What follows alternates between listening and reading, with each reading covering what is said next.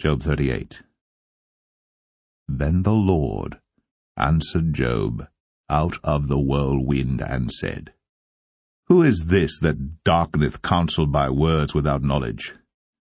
Gird up now thy loins like a man, for I will demand of thee, and answer thou me. Where wast thou when I laid the foundations of the earth? Declare, if thou hast understanding. Who hath laid the measures thereof, if thou knowest? Or who hath stretched the line upon it? Whereupon are the foundations thereof fastened? Or who laid the cornerstone thereof? When the morning stars sang together, and all the sons of God shouted for joy? Or who shut up the sea with doors when it brake forth, as if it had issued out of the womb?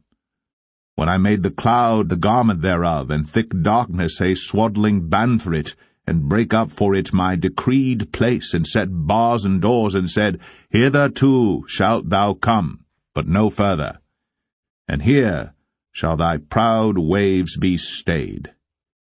Hast thou commanded the morning since thy days, and caused the dayspring to know his place, that it might take hold of the ends of the earth, that the wicked might be shaken out of it? It is turned as clay to the seal, and they stand as a garment. And from the wicked their light is withholden, and the high arm shall be broken. Hast thou entered into the springs of the sea? Or hast thou walked in the search of the depth? Have the gates of death been opened unto thee? Or hast thou seen the doors of the shadow of death? Hast thou perceived the breadth of the earth? Declare if thou knowest it all. Where is the way where light dwelleth? And as for darkness, where is the place thereof? That thou shouldst take it to the bound thereof, and that thou shouldst know the paths to the house thereof. Knowest thou it because thou wast then born, or because the number of thy days is great? Hast thou entered into the treasures of the snow? Or hast thou seen the treasures of the hail which I have reserved against the time of trouble, against the day of battle and war? By what way is the light parted, which scattereth the east wind upon the earth? Who hath divided a water course for the overflowing of waters, or a way for the lightning of thunder, to cause it to rain on the earth, where no man is, on the wilderness, wherein there is no man, to satisfy the desolate and waste ground, and to cause the bud of the tender herb to spring forth? Hath the rain a father? Or who hath begotten the drops of dew? Out of whose womb came the ice, and the hoary frost of heaven, who hath gendered it? The waters are hid as with a stone, and the face of the deep is frozen. Canst thou bind the sweet influences of Pleiades, or loose the bands of Orion? Canst thou bring forth Mazzaroth in his season, or canst thou guide Arcturus with his sons? Knowest thou the ordinances of heaven? Canst thou set the dominion thereof in the earth? Canst thou lift up thy voice to the clouds, that abundance of waters may cover thee? Canst thou send lightnings, that they may go, and say unto thee, Here we are? Who hath put wisdom in the inward parts, or who hath given understanding to the heart? Who can number the clouds in wisdom, or who can stay the bottles of heaven, when the dust groweth into hardness, and the clods cleave fast together? Wilt thou hunt the prey for the lion, or fill the appetite of the young lions when they couch in their dens and abide in the covert to lie in wait? Who provideth for the raven his food, when his young ones cry unto God? They wander for lack of meat. Job 39. Knowest thou the time when the wild goats of the rock bring forth? Or canst thou mark when the hinds do calve? Canst thou number the months that they fulfill? Or knowest thou the time when they bring forth? They bow themselves, they bring forth their young ones, they cast out their sorrows. Their young ones are in good liking, they grow up with corn, they go forth, and return not unto them. Who hath sent out the wild ass free? Or who hath loosed the bands of the wild ass? Whose house I have made in the wilderness, and the barren land his dwellings. He scorneth the multitude of the city, neither regardeth he the crying of the driver. The range of the mountains is his pasture, and he searcheth after every green thing. Will the unicorn be willing to serve thee, or abide by thy crib? Canst thou bind the unicorn with his band in the furrow? Or will he harrow the valleys after thee? Wilt thou trust him because his strength is great? Or wilt thou leave thy labor to him? Wilt thou believe him, that he will bring home thy seed and gather it into thy barn? Gavest thou the goodly wings unto the peacocks, or wings and feathers unto the ostrich, which leaveth her eggs in the earth, and warmeth them in dust, and forgetteth that the foot may crush them, or that the wild beast may break them? She is hardened against her young ones, as though they were not hers. Her labor is in vain without fear. Because God hath deprived her of wisdom, neither hath he imparted to her understanding. What time she lifteth up herself on high, she scorneth the horse and his rider. Hast thou given the horse strength? Hast thou clothed his neck with thunder? Canst thou make him afraid as a grasshopper? The glory of his nostrils is terrible. He paweth in the valley, and rejoiceth in his strength.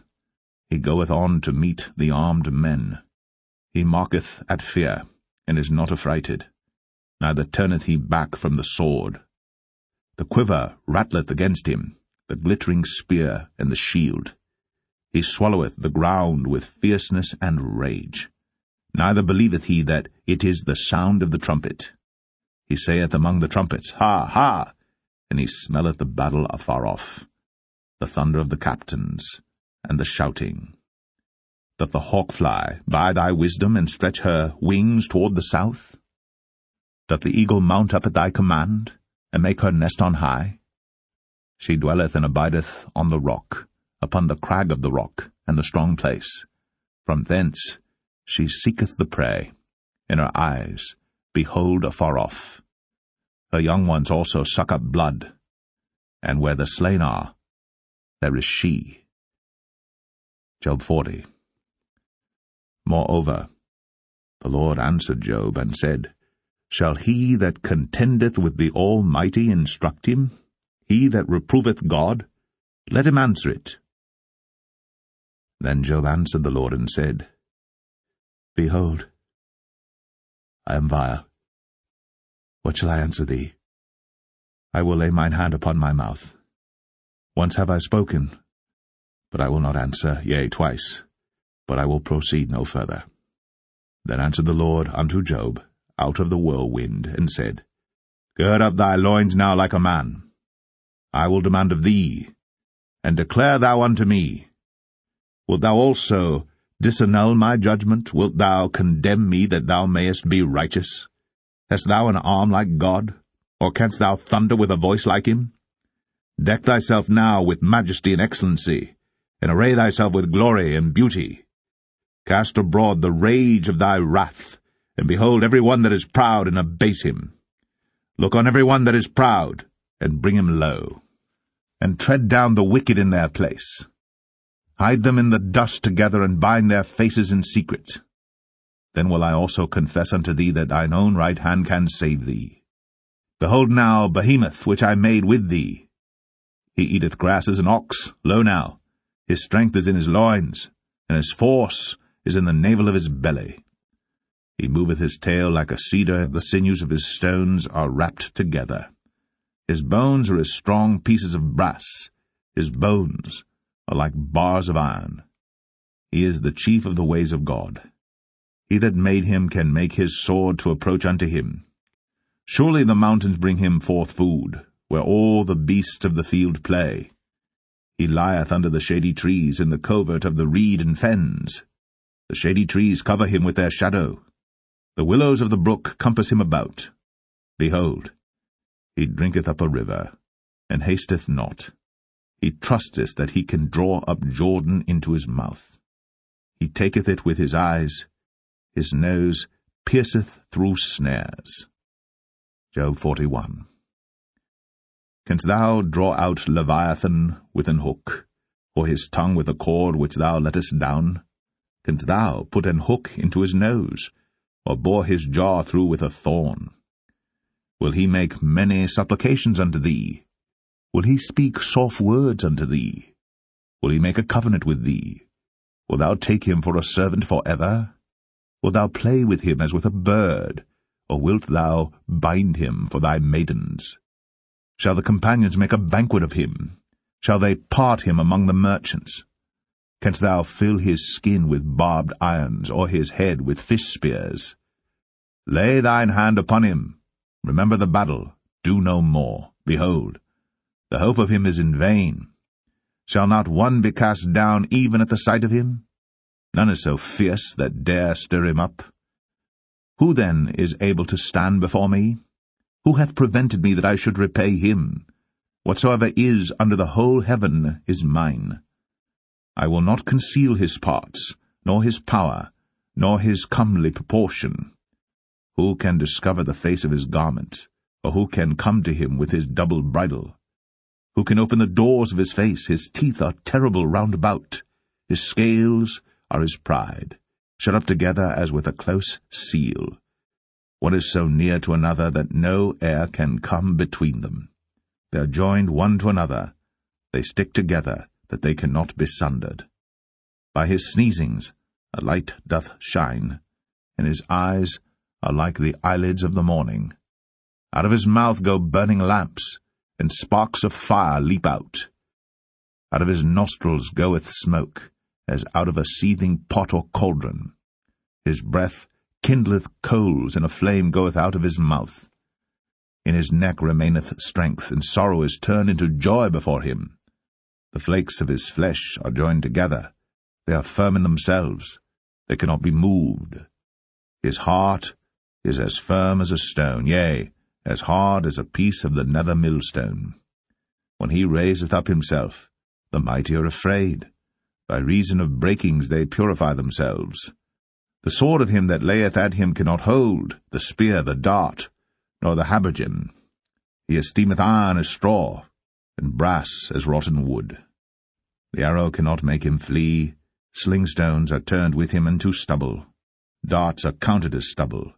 He laugheth at the shaking of a spear. Sharp stones are under him. He spreadeth sharp-pointed things upon the mire. He maketh the deep to boil like a pot. He maketh the sea like a pot of ointment. He maketh a path to shine after him. One would think the deep to be hoary. Upon earth there is not his like, who is made without fear. He beholdeth all high things. He is a king over all the children of pride. Job 42. Then Job answered the Lord and said, I know that thou canst do everything, and that no thought can be withholden from thee. Who is he that hideth counsel without knowledge? Therefore have I uttered that I understood not, things too wonderful for me which I knew not. Hear, I beseech thee, and I will speak. I will demand of thee, and declare thou unto me. I have heard of thee by the hearing of the ear, but now mine eye seeth thee.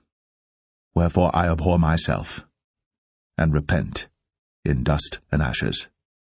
And it was so that after the Lord had spoken these words unto Job, the Lord said to Eliphaz the Temanite, My wrath is kindled against thee, and against thy 2 friends, for ye have not spoken of me the thing that is right, as my servant Job hath. Therefore take unto you now 7 bullocks and 7 rams, and go to my servant Job, and offer up for yourselves a burnt offering, and my servant Job shall pray for you.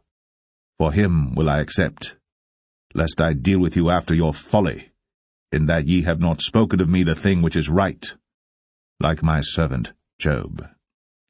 So Eliphaz the Temanite, and Bildad the Shuhite, and Zophar the Naamathite went and did according as the Lord commanded them. The Lord also accepted Job.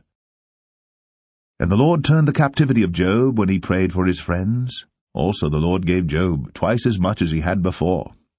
Then came there unto him all his brethren, and all his sisters, and all they that had been of his acquaintance before, and did eat bread with him in his house. And they bemoaned him, and comforted him over all the evil that the Lord had brought upon him. Every man also gave him a piece of money, and every one an earring of gold. So the Lord blessed the latter end of Job more than his beginning. For he had 14,000 sheep, and 6,000 camels, and 1,000 yoke of oxen, and 1,000 she-asses. He had also 7 sons and 3 daughters. And he called the name of the first Jemimah, and the name of the second Keziah, and the name of the third Karen-Happuch. And in all the land were no women found so fair as the daughters of Job. And their father gave them inheritance among their brethren. After this lived Job 140 years, and saw his sons, and his sons' sons, even 4 generations. So Job died, being old and full of days.